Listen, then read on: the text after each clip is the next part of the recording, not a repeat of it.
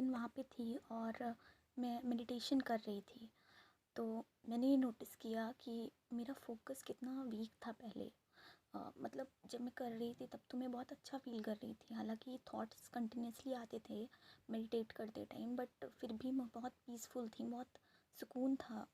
और आप यकीन नहीं करेंगे, मेडिटेशन करते टाइम मैंने एक्सपीरियंस किया कि मुझे फ़ील हुआ, सिर्फ जबकि मैं शायद दूसरे या तीसरे दिन अ, सिर्फ आना-पाना कर रही थी, जिसमें मैंने देखा मेरे फादर के एक्सीडेंट से रिलेटेड कुछ इवेंट देखा मैंने वहाँ खुली आँखों से होते हुए। मतलब मैं आँख बंद करके सिर्फ अपनी साँस पे फ़ोकस कर रही थी कि कैसे साँस आ रही है और कैसे साँस जा रही है।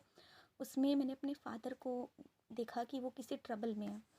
तो फिर मैं घर आके जब मैंने चीज़ें कंफर्म की तो वो चीज़ें हो रही थी। मीन्स आपका सबकॉन्शियस माइंड, बहुत से लोग हैं जो कुछ कुछ दिन में ही काफ़ी कुछ एक्सपीरियंस करते हैं। और अ, जो भी था, लेकिन मैंने वहाँ पे जो चीज़ें फ़ील की, फ़ियर फ़ील किया, वो चीज़ें एक्चुअली मेरे घर में मेरे फादर के साथ हुई। अ, किसी अदर टाइप का वो ट्रबल था, बट वो ट्रबल उस टाइम पे हुआ मेरे फादर के साथ। तो ये सबकॉन्शियस ब्रेन एक्टिव होने का एक सिम्टम कह सकते हैं। हालांकि वो चक्रास का अलग टॉपिक चला गया, क्योंकि वो 10 दिन में इतना हाई इंट्यूशन किसी का नहीं हो सकता, लेकिन हाँ हो भी सकता है।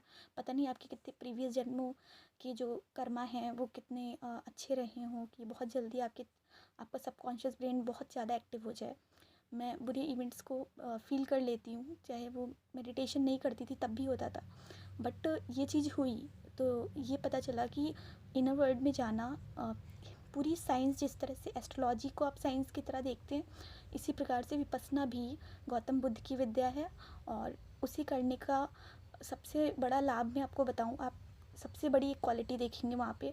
क्योंकि जब शाम के प्रवचन चलते थे तो मैंने वहाँ एस एन गोयनकर जी का प्रवचन देखा, तो उन्होंने ये चीज़ क्लियर की कि हाँ, जो गौतम बुद्ध थे उन्होंने उनका जो जन्म था वो भी एक राजकुमार होते हुए वे एक पेड़ के नीचे उनका जन्म हुआ।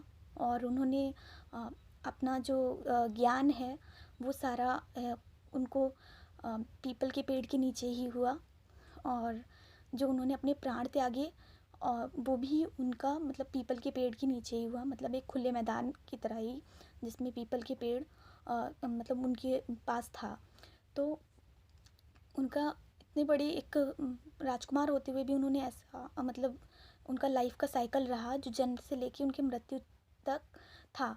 और सबसे बड़ी बात, विपस्सना एक ऐसा मेडिटेशन है जो सबसे ज़्यादा डिफरेंट इसलिए है क्योंकि वो प्रैक्टिकलिटी आपको, जब आप मेडिटेशन करेंगे ना तो आपको वो चीज़ें फ़ील होंगी, आपकी बॉडी में आपको सेंसेशंस फ़ील होंगी कि आपके साथ एक्चुअली हो क्या रहा है।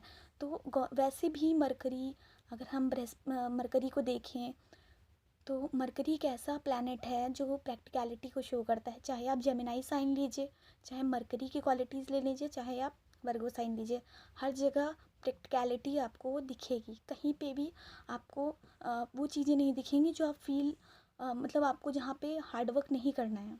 तो जो भी चीज़ें हैं आपको वहाँ पे वर्क दिखता है। तो जो भी आपने आज तक मरकरी के बारे में पढ़ा होगा, जब आप विपस्सना करने आएंगे तो आप एक्सपीरियंस करेंगे कि as it is Gautam Buddha की थ्योरी मरकरी पे इसलिए अप्लाई होती है, या मरकरी की थ्योरी जो है गौतम बुद्ध पे इसलिए अप्लाई होती है क्योंकि जो भी उनका लाइफ साइकिल रहा है पूरा मरकरी मतलब पूरी ओरिजिनलिटी बेस्ड रहा है। आपको विपस्सना में फ़ील होगा कि एक्चुअली मेडिटेशन को बहुत ब्यूटीफुली आप अपनी सेंसेशंस के थ्रू अपनी बॉडी में जो भी चेंजेस हो रहे हैं 10 दिन के सेशन में, आपको फील होगा कि आपका बॉडी किस तरह से आपके मन जो है आपका किस तरह वश में हो रहा है। मीन्स वश में हो रहा है क्योंकि सबसे पहले आपको वहाँ पर आनापाना सिखाया जाता है, जिसमें सांस की का आना जाना दिखाते मतलब देखना होता है। 2.5 से 3 दिन और 3.5 दिन पे आपको विपस्सना विद्या मिल जाती है, जिसका 6 दिन तक आपको अभ्यास करना होता है। जिसमें आप प्रैक्टिस है, बहुत से लोगों को बहुत अच्छे अच्छे एक्सपीरियंस हो जाते हैं इतने टाइम में, और मेरा भी एक्सपीरियंस अच्छा रहा। और जब भी आप सच में एस्ट्रोलॉजी को लेके बहुत सीरियस है ना, तो प्लीज़ विपस्सना कोर्स करिए, क्योंकि उससे क्या होगा ना, आपका फोकस बहुत ज़्यादा बढ़ेगा। फोकस बढ़ेगा तो मार्स ही फोकस है।